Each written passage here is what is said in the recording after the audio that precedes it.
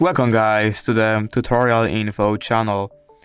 In front of me is Realme GT7 Pro, and in this video I am going to show you how to change screen recording sound settings on this device.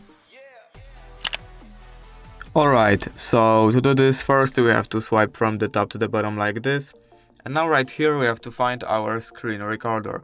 As you can see, it's right here. Now we have to hold on that icon till we open screen recording settings. As you can see, right here is sound section, where we can choose if we want to record system sound or we don't want to, or microphone sound, and we can also record both of them at the same time. And basically that's it. If you did enjoy this video, leave a like and subscribe. Thank you guys for watching. Bye!